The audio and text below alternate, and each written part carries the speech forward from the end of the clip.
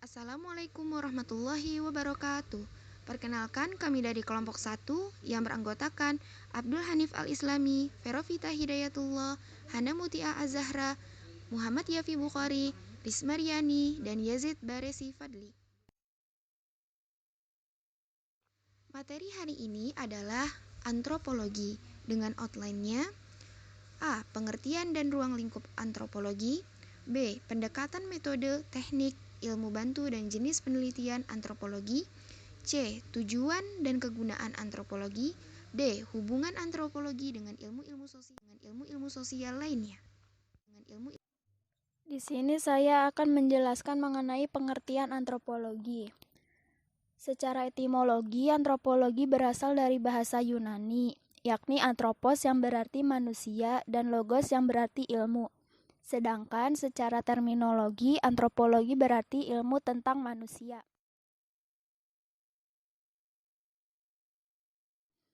Para ahli antropologi, yakni antropolog, sering mengemukakan bahwa antropologi merupakan studi tentang umat manusia yang berusaha menyusun generalisasi yang bermanfaat tentang manusia dan perilakunya, dan untuk memperoleh pengertian ataupun pemahaman yang lengkap tentang keanekaragaman manusia. Menurut Harsojo, dalam bukunya yang berjudul Pengantar Antropologi, mengemukakan bahwa antropologi adalah ilmu pengetahuan yang mempelajari umat manusia sebagai makhluk masyarakat. Menurutnya, perhatian antropologi tertuju pada sifat khusus badani dan cara produksi, tradisi, serta nilai-nilai yang akan membedakan cara pergaulan hidup yang satu dengan pergaulan hidup yang lainnya. Dari pengertian antropologi di atas dapat ditarik kesimpulan bahwa antropologi merupakan ilmu yang berusaha mencapai pengertian atau pemahaman tentang manusia dengan mempelajari aneka warna bentuk fisik, masyarakat, dan kebudayaannya. Selanjutnya, ruang lingkup antropologi. Secara khusus, ilmu antropologi terbagi ke dalam 5 sub-ilmu yang mempelajari tentang masalah asal dan perkembangan manusia atau evolusinya secara biologis, masalah terjadinya aneka ragam ciri fisik manusia, masalah terjadinya perkembangan dan persebaran aneka ragam kebudayaan manusia, masalah asal perkembangan dan persebaran aneka ragam bahasa yang diucapkan di seluruh dunia, serta masalah mengenai asas-asas dari masyarakat dan kebudayaan manusia dari aneka ragam suku bangsa yang tersebar di seluruh dunia masa kini. Berkaitan dengan pembagian kelima subdisiplin antropologi tersebut, secara makro antropologi, Kuncharan-Ningrat membagi ke dalam 2 bagian, yakni antropologi fisik dan antropologi budaya. Antropologi fisik merupakan cabang antropologi yang memfokuskan kajiannya pada manusia sebagai organisme biologis, yang salah satunya menekankan pada kajian masalah evolusi manusia. Antropologi fisik ini mempelajari keragaman manusia di dunia, dilihat dari segi fisiknya. Ilmu ini mencoba untuk memahami sejarah terjadinya keragaman manusia berdasarkan ciri-ciri fisik. Selanjutnya, antropologi budaya. Antropologi budaya memfokuskan perhatiannya pada kebudayaan manusia ataupun cara hidupnya dalam masyarakat. Menurut Haviland, cabang antropologi budaya ini dibagi-bagi lagi menjadi 3 bagian, yakni arkeologi, antropologi, linguistik, dan etnologi. Secara keseluruhan, yang termasuk bidang-bidang khusus secara tematis dalam antropologi lainnya, selain antropologi fisik dan kebudayaan, ada antropologi ekonomi. Bidang ini merupakan cara manusia dalam mempertahankan dan mengekspresikan diri melalui penggunaan barang dan jasa material menurut Gudeman. Masyarakat masa lampau dan sekarang, termasuk masyarakat non-barat yang fokusnya terarah pada bentuk dan penyatuan kehidupan ekonomi. Dalam kaitannya dengan perbedaan gaya dan kekuasaan ideologi, dengan demikian, ruang lingkup antropologi ekonomi tersebut mencakup riset tentang teknologi, produksi, perdagangan, konsumsi, serta tinjauan tentang berbagai bentuk pengaturan sosial dan ideologis manusia untuk mendukung kehidupan materi manusia. Antropologi medis. Antropologi medis ini banyak membahas hubungan antara penyakit dan kebudayaan yang tampak memengaruhi evolusi manusia, terutama berdasarkan dengan hasil-hasil penemuan paleopatologi dari Foster dan Anderson. Antropologi psikologi.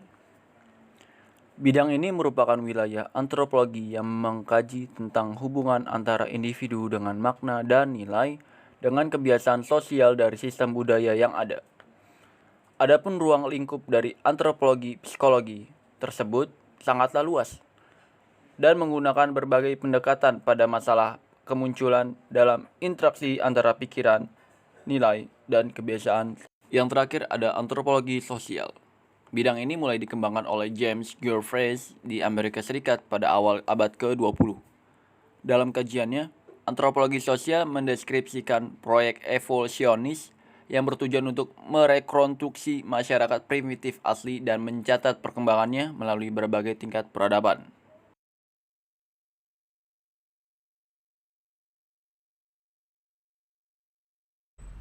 Dilihat dari beberapa ilmu yang merupakan bagian dalam ilmu antropologi, menurut Kuncharaningrat ada 5 disiplin ilmu, yaitu yang pertama adalah paleoantropologi. Ini merupakan ilmu tentang asal-usul terjadinya evolusi makhluk manusia dengan mempergunakan bahan penelitian melalui sisa-sisa tubuh yang telah membatu atau fosil-fosil manusia dari zaman ke zaman yang tersimpan dalam lapisan bumi dan didapat dengan berbagai penggalian. Terus kemudian yang kedua ada antropologi fisik, yaitu ilmu yang mempelajari suatu pengertian tentang sejarah terjadinya aneka warna makhluk manusia. Ini lebih kepada ciri-cirinya seperti warna kulit, bentuk rambut, bentuk tengkorak, wajah, mata, hidung, dan lain sebagainya. Pengelompokan seperti ini dalam ilmu antropologi disebut ras. Nah, terus kemudian yang ketiga ada etnolinguistik atau antropologi linguistik. Ilmu yang berkaitan erat dengan ilmu antropologi dengan berbagai metode analisis kebudayaan yang berupa daftar kata-kata, pelukisan tentang ciri-ciri dan tata bahasa dari beratus-ratus bahasa suku bangsa yang tersebar di berbagai tempat di muka bumi. Terus kemudian yang keempat adalah prehistori. Merupakan ilmu tentang perkembangan dan penyebaran semua kebudayaan manusia sejak sebelum manusia mengenal tulisan dan huruf. Terus kemudian etnologi itu merupakan bagian ilmu antropologi tentang asas-asas manusia, mempelajari kebudayaan dalam kehidupan masyarakat dari bangsa-bangsa tertentu yang tersebar di muka bumi pada masa sekarang. Nah, sebagai contoh daripada hubungan geologi dengan antropologi, yakni karena geologi mempelajari ciri-ciri lapisan bumi serta perubahan-perubahannya. Lalu dari paleontologi, hubungannya dengan antropologi adalah mampu memberikan gambaran untuk membuat rekonstruksi atau membangun ulang tentang proses evolusi bentuk-bentuk makhluk dari dahulu hingga sekarang. Kemudian peranan ilmu anatomi dalam antropologi adalah untuk pemahaman tentang ciri-ciri dari berbagai kerangka manusia, berbagai bagian tengkorak, dan ciri-ciri bagian tubuh lainnya menjadi objek penelitian ini, khususnya bagi antropologi fisik. Lalu ilmu kesehatan yang berkaitan dengan antropologi apa sih? Nah, yakni memberikan pemahaman tentang sikap penduduk yang ditelitinya tentang kesehatan, ya tentang sakit, pengobatan tradisional.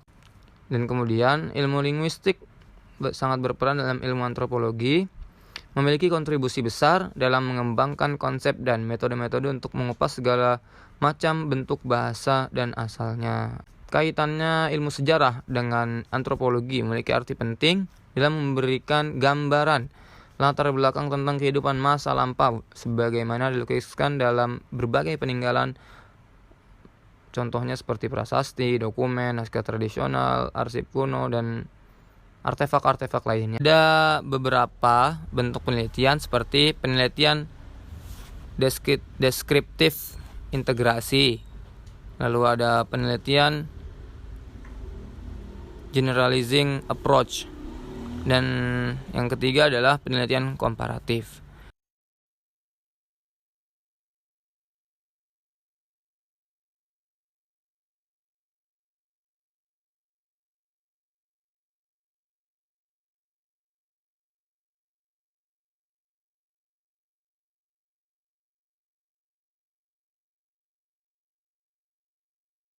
Selanjutnya ada tujuan dan kegunaan antropologi.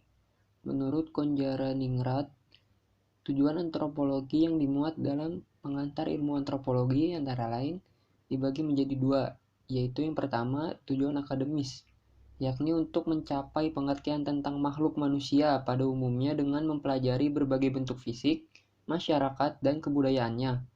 Yang kedua ada tujuan praktis, yaitu untuk mempelajari manusia di berbagai masyarakat suku bangsa di dunia guna membangun sebuah masyarakat. Selain itu, antropologi juga bertujuan untuk merumuskan penjelasan-penjelasan tentang perilaku manusia yang didasarkan pada aspek biologis manusia dan perilakunya di semua masyarakat. Antropologi juga bertujuan untuk mempelajari umat manusia mendekati cara yang objektif dan sistematis. Sedangkan kegunaan atau manfaat mempelajari antropologi yaitu yang pertama, dapat mengetahui pola perilaku manusia dalam kehidupan bermasyarakat secara universal, ataupun pola perilaku manusia pada tiap masyarakat atau suku bangsa. Yang kedua, dapat mengetahui kedudukan serta peran yang harus dilakukan sesuai dengan harapan masyarakat dari kedudukan yang sedang disandang. Yang ketiga, memperluas wawasan tentang pergaulan umat manusia di seluruh dunia yang mempunyai kekhususan sesuai dengan karakteristik daerahnya sehingga dapat membangun nilai toleransi. Yang keempat, mengetahui berbagai macam masalah dalam masyarakat serta meningkatkan kepekaan terhadap kondisi dalam masyarakat dan mampu mengambil inisiatif pemecahan masalah. Baik, kita masuk ke hubungan antropologi dengan ilmu sosial lainnya. Yang pertama adalah hubungan antropologi dengan sosiologi. Antropologi merupakan ilmu yang mempelajari tentang budaya masyarakat suatu etnis tertentu. Sedangkan, sosiologi merupakan ilmu yang mempelajari tentang sifat masyarakat. Sosiologi dan antropologi ini sama-sama ilmu manusia atau objek kajiannya tentang manusia. Yang membedakannya adalah, antropologi mempelajari tentang budaya pada suatu kelompok dan masyarakat tertentu, ciri fisiknya, adat istiadat, dan kebudayaannya.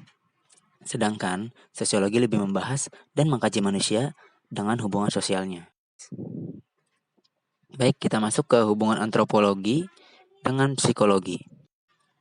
Hubungan antropologi dengan psikologi adalah antropologi mengamati dan mempelajari manusia dengan lingkungannya atau eksternal.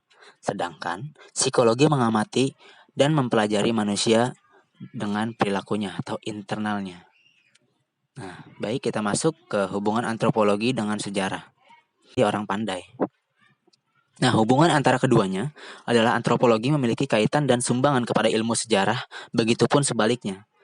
Dalam penulisan sejarah, tidak jarang pula sejarawan menggunakan teori dan konsep ilmu sosial yang lain, termasuk di dalamnya adalah antropologi, seperti konsep tentang simbol, sistem kepercayaan, folklore, tradisi besar, tradisi kecil, enkulturasi, inkulturasi, primitif, dan agraris. Sedangkan, sumbangan ilmu sejarah kepada antropologi adalah sejarah sebagai sebuah kritik, permasalahan sejarah, dan pendekatan sejarah. Dia orang pandai. Selanjutnya, hubungan antara antropologi dengan ilmu geografi. Ilmu geografi atau ilmu bumi mencoba mencapai pengertian tentang keruangan alam dunia dengan memberi gambaran tentang bumi serta karakteristik dari segala macam bentuk hidup di bumi yang menduduki muka bumi. Disinilah antropologi berusaha menyelami keanekaragaman manusia jika dilihat dari ras, etnis, maupun budayanya. Begitupun sebaliknya, ilmu antropologi. Seorang sarjana antropologi sangat memerlukan ilmu geografi karena tidak sedikit masalah-masalah manusia, baik fisik maupun kebudayaannya, tidak lepas dari pengaruh lingkungan alamnya. Selanjutnya, hubungan ilmu antropologi dengan ilmu ekonomi. Seorang ahli ekonomi tidak akan dapat mempergunakan dengan sempurna konsep-konsep serta teori-teorinya tentang kekuatan, proses, dan hukum-hukum ekonomi jika tanpa suatu pengetahuan tentang sistem sosial, cara berpikir, pandangan, dan sikap hidup dari warga masyarakatnya. Dengan demikian, seorang ahli ekonomi yang akan membangun ekonomi di negara-negara seperti itu tentu akan memerlukan bahan komparatif tentang berbagai unsur dari sistem kemasyarakatan di negara-negara tersebut. Untuk pengumpulan keterangan komparatif tersebut, ilmu antropologi memiliki manfaat yang tinggi bagi seorang ekonom. Selanjutnya, hubungan antropologi dengan ilmu politik. Seorang ahli antropologi dalam hal mempelajari suatu masyarakat untuk menulis sebuah deskripsi etnografi tentang masyarakat pasti akan menghadapi sendiri pengaruh kekuatan-kekuatan dan proses politik lokal serta aktivitas dari cabang-cabang partai politik nasional. Dalam menganalisis fenomena-fenomena tersebut, maka perlu mengetahui konsep-konsep dan teori-teori dalam ilmu politik yang ada.